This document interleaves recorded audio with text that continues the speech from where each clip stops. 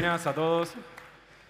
Espero que hoy de noche y mañana aumenten los pedidos, que todos hayan sacado los códigos y suba el mercado un poquito. Les voy a contar un poquito de estos 15 años, cuando arranqué Pedido Ya, y como decía Miriam en una de las charlas, me doy cuenta cómo sí pasa el tiempo y la vejez. Cuando arranqué tenía 21 años, estaba cursando en la universidad, Ingeniería en Sistemas, en la ORT, y bueno, en un ejercicio en clase, muchos deben saber ya la historia, fue una clase distinta a la que siempre teníamos en la materia, todo más estructurado, más disciplinado. Era un taller en donde separaron varios grupos y a mí me tocó, justo con Álvaro, en un grupo de 5 o 6 personas, de pensar una idea de negocio en 10 minutos. Y bueno, no entendíamos nada en un momento. Y yo, ya que estaba ahí la reflexión, se me ocurrió y dije, Álvaro, justo empecé a mirar a Álvaro, que hacía meses yo veía mirándolo a él y decía, como también contaba Nico, yo quería hacer algo propio. La verdad que miraba algunos casos de empresarios uruguayos, me acuerdo, por ejemplo, el caso de Infocorp en su momento y muchos casos más, Nico, con Genexus, muchos casos de empresarios, y la verdad que me inspiraba y me sentía esas cosquillas en el estómago cada vez que los escuchaba o los veía. Y bueno, yo era súper joven y decía, algo de esto quiero hacer. Bueno, eso venía pensando meses atrás. En esa clase con Álvaro se nos ocurre una idea de hacer una página web en donde tenías todos los checkbox de una chivitería conocida acá en Uruguay, en donde siempre llamabas por teléfono, te decían todo lo que querías ponerle al chivito, y cuando cortabas y te venía el pedido, recibías en tu casa cualquier cosa, menos lo que habías pedido. Entonces se me ocurrió y dije, ¿por qué no con checkbox le mandás el pedido a esta chivitería? Y ahí empezamos a volar un poquito y dijimos, ¿por qué no hacemos esto para toda América Latina, para todos los restaurantes, todas las categorías, y hacemos como un mercado libre? Bueno, salimos al recreo. Bueno, primero pasé enfrente a la clase y dije otra cosa porque tenía miedo que me roben la idea. Sí. Lo cual, después justamente nos dimos cuenta que hay que todo el tiempo contar la idea. A cuanto más gente le contás la idea, más críticas recibís, opiniones, es muy sano, hay oportunidades, vas contando la idea y de repente alguno hasta quiere sumarse, o alguien que al principio le encante el equipo y alguna componente y quiera hasta, no sé, invertir o lo que sea en la compañía que uno está creando. Bueno, así comenzó los comienzos. Voy a contar un poquito altos y bajos, asumiendo que muchos conocen toda la historia. Empezamos en la cantina de la universidad en el 2007, fin del 2007, hace casi 15 años exacto atrás, era octubre, y bueno, empezamos a desarrollar prototipos espantosos de Pedido Ya. Al principio nos fuimos a una oficina cerca de la ORT en su momento, y bueno, quisimos contratar gente, empezar a tener más producto de desarrollo y tener la plataforma en muchos países. De entrada dijimos, vamos a internacionalizarnos, vamos a lanzar en Uruguay, en Argentina, en Chile, en varios países, y obviamente no teníamos ni cómo, ni sabíamos cómo. Así empezamos también. Los primeros años fueron súper duros. Tuvimos que empezar a aceptar tercerización de software de algunas compañías que fuimos cerrando, y bueno, en paralelo, mientras tratamos de desarrollar Pedido Ya, desarrollamos para algunas otras empresas haciendo outsourcing de tecnología. Eso fue un camino largo, todo parece una historia mágica, pero fueron como 1 año y medio que no había dónde golpear. Empezamos a movernos, empezamos a contar lo que realmente queríamos hacer, y bueno, por suerte el ecosistema en Uruguay empezó a nacer. Fuimos como que dentro de la primera camada, que fuimos apoyados por la universidad, por la ANI, por Fondo Emprender, por el MIEM, y fuimos dando todos esos primeros pasos. Y ahí, por suerte, empezamos a tener un poco de capital para poder enfocarnos exclusivamente en Pedido Ya y dejar toda la parte de tercerización de software que veníamos haciendo. Yo en esa época también, ¿cómo aprendíamos? Nada, a prueba y error. Yo me encerraba en un monoambiente que teníamos al principio, en la calle antes. Iba al baño porque estaba Rubén y Álvaro, que me estaban mirando, y yo quería llamar a los restaurantes para decirle que se sumen a Pedido Ya. Entonces me encerraba con las páginas amarillas y empezaba a llamar restaurante por restaurante. Nadie entendía nada, nadie quería saber de nada de nosotros. Y bueno, no funcionó. Tuve que ir y bueno, típico de portafolio, carpetita, visitando restaurante por restaurante en Montevideo. Y así visitamos más o menos 40 restaurantes en Uruguay que logramos subirlos a la plataforma. Y bueno, y ahí nos dimos cuenta que era todo muy a pulmón, había que ir uno mismo, todos teníamos que hacer distintas tareas, obviamente. Al principio todos hacíamos lo mismo y después empezamos a dividirnos los roles, aprendimos a delegar uno al otro todas las áreas que había en lo que se estaba creando. Y bueno, viene una etapa que en el 2010 recibimos una llamada muy importante para nosotros, que fue de Nico Berman, que era VP de Marketing de Mercado Libre en esa época. Él nos presentó a Hernán y a Hernán Casá, uno de los co-founders, y a Nico Secasi. Nico se había ido de Mercado Libre, ex CFO, y Hernán seguía, estaba en ese momento como CFO. Entre ellos y varios inversores ángeles más, cerramos una primera ronda de capital junto con un fondo que se llamaba Atómico, que era un fondo de Londres, de los creadores de Skype, que en ese momento estaban invirtiendo en América Latina. Bueno, ahí levantamos la primera ronda de $500.000, no entendíamos qué hacer con esa plata. A las 2 semanas ya estábamos invirtiendo en AdWords para empezar a traccionar el negocio, equipo comercial. Viajamos con Álvaro, Rubén se quedó en Montevideo armando el equipo de tecnología. Empezamos a dividirnos en Buenos Aires, distintas zonas. Salíamos a la calle y decíamos con Álvaro, vos andate 5 o 6 horas a estas 15 manzanas, yo voy a estas otras 15 y nos encontramos al final del día a ver quién tiene más menúes. Bueno, hoy me sé de memoria todas las manzanas de Palermo. Sé que hay al lado de cada bar, restaurante, casas, de tantas veces que estuve caminando y me rebotaba en los restaurantes y volvía al otro día, a los 4 días, para convencerlos que al principio muchos se sumaron por lástima de tantas veces que me veían que volvía y trataba de llevarme los menúes. Ahí formamos un equipo comercial de 2 o 3 personas que salían con nosotros los entrenábamos, les mostrábamos el pitch de ventas y bueno, ya estaba funcionando, nos fuimos a Brasil. En Brasil nos costó un poquito más por el idioma, no sabíamos nada de portugués. Hicimos 3 clases, nos enseñaron segunda-feira, terza, cuarta-feira. Yo iba a los restaurantes, hoy tudo bem, segunda-feira, les decía yo. Me echaban. No sabía ni cómo explicarles que estamos desarrollando una plataforma de comida y que necesitábamos que nos den el menú, el cardapio.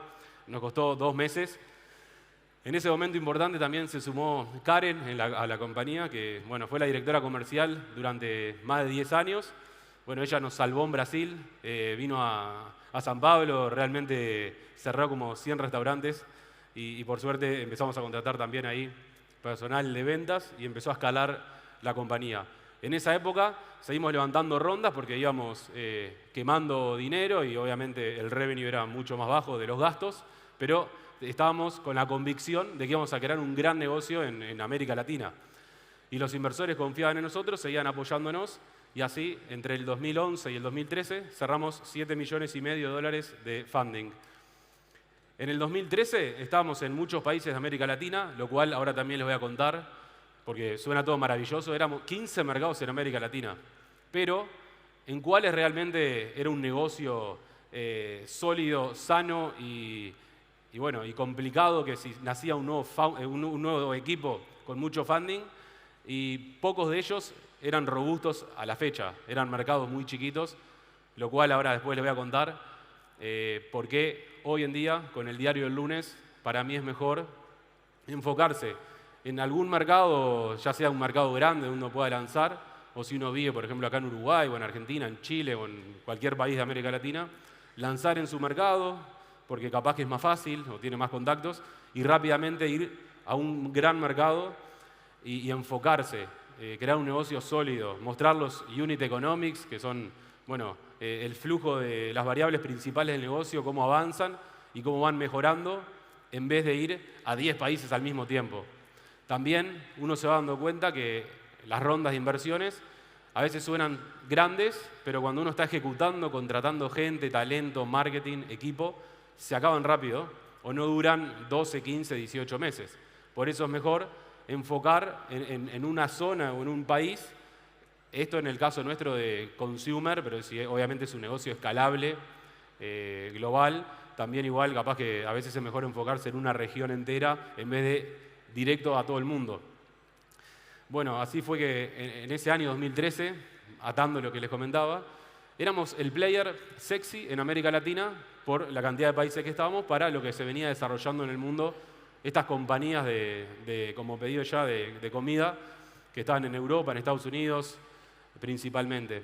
Ahí tuvimos muchas llamadas, muchas conversaciones con estos jugadores y bueno, la verdad que viajamos a Alemania, nos encantó la visión de Delivery Hero, que fue la compañía que entre el 2014 hasta hoy en día, obviamente, nos asociamos. Ellos compraron los inversores financieros y quedamos los 3 founders y este grupo alemán. Llegamos al 2014, cuando cerramos la transacción con ellos, en 100.000 órdenes por mes. Era un disparate. También, nunca dejen de soñar y de pensar que todo es posible y se puede crecer muchísimo más. En 100.000 órdenes por mes, cuando tengamos 1 millón de órdenes, es imposible. No hay población en América Latina que quiera usar Pedido Ya para llegar a esta cantidad de órdenes. Bueno, del 2014 al 2017, que para mí fueron como, no sé, una década de tiempo, de intensidad, de problemas, de cambios de modelos, de idas y vueltas, de pasar a tener equipos comerciales, cerrar oficinas, viajar, por ejemplo, a algunos países, hablar con equipos de 20, 30 personas, darles la mala noticia que vamos a cerrar las puertas y, bueno, obviamente hacernos cargo, tratar de posicionar a esas personas en otros lugares dentro de Pedido Ya o hablar con empresas amigas para que tomen. Al año volver a abrir oficinas porque nos dimos cuenta que el modelo sí era local. Era todo marketplace en un momento, uno hacía la orden y llegaba directo al restaurante, cocinaba y entregaba. Y en un momento, en el 2017, ya con 1,5 millones de órdenes por mes de Pedido Ya, que fue ese año en junio la salida a bolsa del grupo alemán, donde ahí hicimos un merge, una fusión entre las compañías, empieza a cambiar todo el modelo de nuevo. Todo el tiempo para adelante y para atrás, una cosa funciona, ya no funciona, ya el marketplace de comida por sí mismo iba a dejar de funcionar. Tuvimos obviamente la apertura de decir, wow, está Uber Eats en el mundo, y vino Globo, Rappi, todos con mucho funding, mucho capital de inversores en América Latina. Y bueno, eso también como enseñanza, siempre hay que estar mirando lo que hace el competidor, siempre enfocado en lo que uno está haciendo, pero mirando, escuchando y cuestionándose todo el tiempo. Si hay que ir para un lado o para el otro. Bueno, yo me acuerdo, vi lo de Uber Eats, no sé, un viernes, el lunes ya estábamos casi repartiendo. Queríamos probarlo, obviamente dentro del volumen, una parte pequeña, y no duró 1 año y medio que tuvimos que transformar todo el marketplace de volumen de restaurantes en todos los mercados a logística pura. ¿Qué es eso?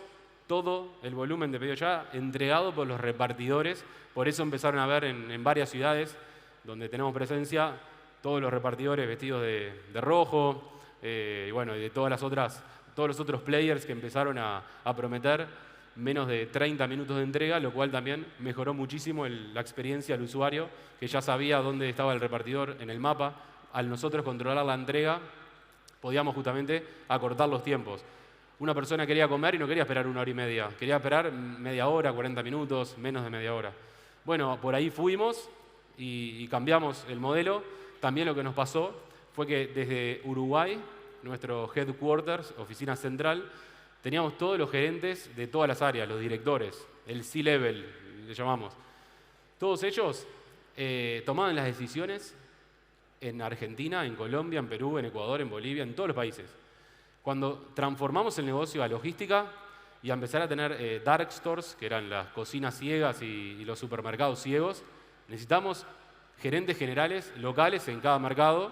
Y bueno, me tocó vivir entre el 2017 y el 2021, el año pasado, que fue mi salida del rol ejecutivo de la compañía, otra transformación que fue la más complicada y bueno, la más estresante que yo también viví, porque tuvimos que cambiar casi todo el equipo, empezar a pasar personas que me reportaban directo a mí a otras estructuras. Es algo muy difícil. Y en ese cambio también, Rubén salió de la compañía y con Álvaro estábamos pensando también 4 años después de la salida a bolsa y queríamos dejar un equipo de directores que pueda escalar la compañía y que vayan a cumplir el sueño que nosotros teníamos, que era seguir desarrollando y ser líderes en todos los mercados que teníamos presencia en la región. Bueno, lo logramos. Estuve 3 años y medio con quien fue el COO, que cuando yo salí tomó mi rol. Tratamos de transmitirle todo el ADN nuestro, de siempre escuchar, ser humilde, hablar mucho con las personas de la compañía, contarles todo el tiempo lo que está pasando en el negocio, no ocultar información, siempre cada uno en sus equipos y después con toda la compañía. Los directores tienen que explicar, contar, mostrar siempre el norte o las cosas que están pasando en la realidad y el sueño de hacia dónde se quiere llegar en los próximos 12, 24 y 5 años. Y eso para nosotros era llegar a una compañía de una orden por habitante en cada país. Y en la población que nosotros estamos son 160 millones de habitantes. Esto igual no implica que todo el mundo pida, sino que capaz que un 20% de la población activa y pida 5 veces, llegamos al objetivo. Y bueno, nos fuimos y Pedido Ya siguió en camino, pasó de 16 a más de 22 millones de órdenes por mes en ese año y bueno, procesando más de 3.500 millones de dólares anualizados de venta de alimentos. Y bueno, se me fue el tiempo y les dejo solo un mensaje más. Uno, en toda la historia que nos pasó a nosotros, hay momentos muy, muy duros y momentos muy, muy buenos. En los muy, muy duros, uno tiene que tratar de seguir en calma y tranquilo. En los muy, muy buenos, sí, obviamente estar contento y festejar, pero siempre si lo muy malo no te deprime y lo muy, muy bueno tampoco te exalta, digamos, es una buena actitud a tener y siempre hay que mirar para adelante, ser abiertos y nunca dejar de luchar, ser resilientes. Y bueno, y las cosas, cuando uno está comenzando, cuando está más avanzado, si le busca la forma y realmente va para adelante y lo busca, siempre en algún momento van a salir, tarde o temprano. A veces salen más rápido, a veces demoran mucho más. Pero si uno dice, no, yo me voy por vencido, ya probé 20 veces tal cosa, contratar, levantar fondos y no puedo, yo no voy a seguir. Bueno, prueben 20 veces más porque seguramente ahí sí les salga. Muchas gracias.